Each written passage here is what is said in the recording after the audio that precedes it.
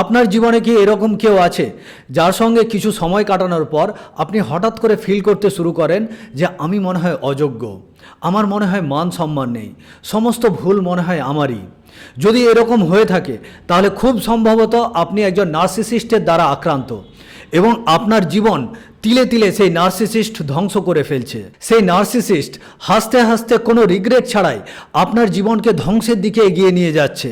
কিন্তু আপনি যদি তাকে আইডেন্টিফাই না করতে পারেন, তাকে যদি চিনতে না পারেন যে সে একজন নার্সিসিস্ট, তাহলে আপনি কিভাবে আপনার নিজের জীবনকে রক্ষা করবেন? একজন নার্সিসিস্টের 7টা ভয়ঙ্কর লক্ষণ থাকে। আমরা যদি এই 7টা লক্ষণ দেখে ফেলি তাহলে কিন্তু আমরা ধরে ফেলবো যে এই ব্যক্তি নার্সিসিস্ট কিনা। নার্সিসিস্টদের 1 নম্বর লক্ষণ হলো যে কোনো ডিসকাশনের মেন পয়েন্ট হবে সে নিজে। একজন নার্সিসিস্টের সঙ্গে আপনি আপনার দুঃখের কথা শেয়ার করতে যান, দেখবেন যে 10 সেকেন্ডের মধ্যে সে তার নিজের দুঃখের কথা আপনাকে শোনাতে শুরু করে দেবে। সে বলতে শুরু করে দেবে যে আমার সঙ্গে এই হয়েছিল, ওই হয়েছিল ইত্যাদি। সে আপনার গল্প শুনতে ইচ্ছুক নয়, সে তার নিজের গল্প শোনাতে ইচ্ছুক।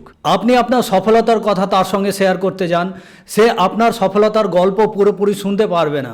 সে নিজের সফলতার গল্প বলতে শুরু করবে, কিংবা আপনার সফলতাকে ছোট করে দেখিয়ে আপনাকে অপমান করতে শুরু করবে।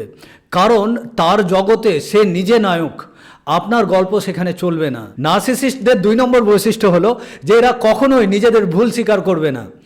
এরা নিজেরা ভুল করলেও ভুলের দোষটা অন্য কারো ঘাড়ে চাপানোর সবসময় চেষ্টা করবে। এরা বলবে যে তুমি এটা করতে আমাকে বাধ্য করেছো, তুমি এটা বলেছো বলে আমি এটা বলেছি, তুমি এই করেছো বলে আমি এটা করেছি।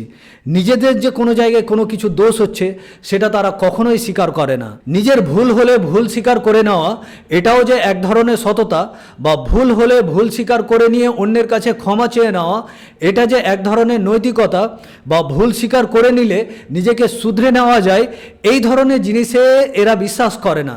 এরা মনে করে যে ভুল স্বীকার করে নেওয়া হচ্ছে এক ধরনের অপমানিত হওয়া। তাই এরা কোনোদিনই জেনুইনলি নিজেদের ভুল স্বীকার করবে না বা ক্ষমা চাইবে না। নার্সিসিস্টদের 3 নম্বর যে বৈশিষ্ট্য সেটা হচ্ছে এরা সবসময় গ্যাস লাইটিং করে।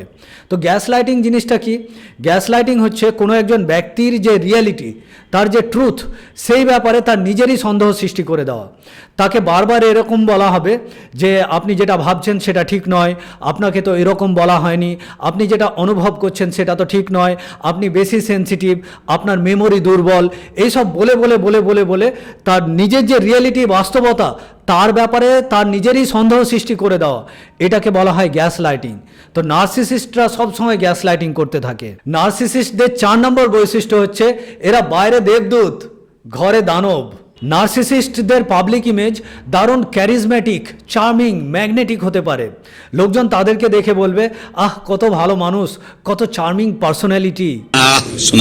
কিন্তু একজন নার্সিসিস্ট যখন কোনো একজন ব্যক্তিকে ব্যবহার করার প্রয়োজনীয়তা অনুভব করবে, তখন সে ওই ব্যক্তিকে দাবার গুঠির মতো ব্যবহার করবে, তাকে গার্বেজ বিনের মতো ব্যবহার করবে। তাতে ওই ব্যক্তির কি অনুভূতি হবে তাতে তার কিচ্ছু যায় আসে না। নার্সিসিস্টদের 5 নম্বর যে লক্ষণ সেটা হচ্ছে এদের অন্যের অনুভূতিকে অনুভব করার ক্ষমতা একেবারেই থাকে না। আপনি কাঁদছেন, সে বিরক্ত হবে, আপনি অসুস্থ, সে আপনাকে ইগনোর করবে, কিন্তু তার একটু কিছু হোক যেন গোটা পৃথিবীকে তার জন্য থেমে যেতে হবে। সে কখনো কখনো তো সিম্প্যাথি দেখানোর চেষ্টা করে, কিন্তু আপনি বুঝতে পারবেন, টের পাবেন যে সে অ্যাকচুয়ালি অভিনয় করছে। নার্সিসিস্টদের 6 নম্বর বৈশিষ্ট্য হলো এরা যে কোনো সম্পর্ক, সেটা ফ্রেন্ডশিপ হোক বা রোমান্টিক সম্পর্ক হোক, যে কোনো সম্পর্ককে এরা অতিরিক্ত বাড়াবাড়ি দিয়ে শুরু করবে, কিন্তু সম্পর্কটা শুরু হয়ে যাওয়ার পর এদের আচরণ একেবারে চেঞ্জ হয়ে যাবে। সম্পর্কের প্রথম দিকে সে আপনাকে অতিরিক্ত ভালোবাসা দেবে, অতিরিক্ত অ্যাটেনশন, অতিরিক্ত রেসপেক্ট দেবে, যাকে এক কথায় বলা হয় লাভ বম্বিং। অর্থাৎ সে যেন আপনাকে ভালোবাসার বোম ছুঁড়ে ছুঁড়ে মারছে। কিন্তু আপনি যখন তার ভালোবাসায় আটকে যাবেন, তার সম্পর্কে আটকে যাবেন, তখন শুরু হবে নিয়ন্ত্রণ।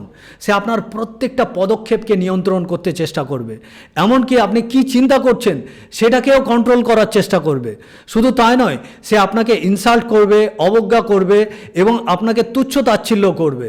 নার্সিসিস্টদের 7 নম্বর এবং সবথেকে ভয়ঙ্কর যে বৈশিষ্ট্য সেটা হলো যে এদের সঙ্গে যদি কেউ সময় কাটায় তাহলে সেই ব্যক্তি তার নিজস্বতা হারিয়ে ফেলবে। যেটা আমি একদম শুরুতে বলেছিলাম যে কিছু সময় যদি আপনি এদের সঙ্গে কাটান তাহলে তাহলে আপনি কনফিউজড হয়ে যাবেন, আপনি রিগ্রেট ফিল করবেন, আপনার কনফিডেন্স লেভেল ডাউন হয়ে যাবে, আপনি হয়তো বেশি চুপচাপ হয়ে যাবেন, আপনার যে ন্যাচারাল ফ্লো স্টেট সেটা আর থাকবে না। আপনি যখন এদের সঙ্গে সময় কাটাবেন তখন আপনার অনুভব হবে যে আপনি যেন অপমানিত হচ্ছেন কনস্ট্যান্টলি এবং আপনি যেন বন্দী হয়ে গেছেন। এইখান থেকে পালালেই যেন আপনি বাঁচেন, এই সম্পর্ক থেকে মুক্তি পেলেই যেন আপনি ফ্রিডম পাবেন। একটা কথা মনে রাখবেন যে নার্সিসিস্টদের কখনো বদলানো যায় না, তবে নার্সিসিস্টদের থেকে আমরা নিজেদেরকে রক্ষা করতে পারি।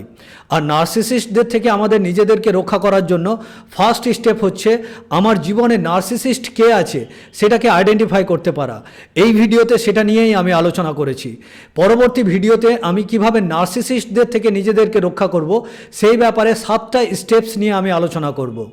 এই ভিডিওটা ভালো লেগে থাকলে লাইক, কমেন্ট, শেয়ার এবং সাবস্ক্রাইব করুন। আবার দেখা হবে পরবর্তী ভিডিওতে।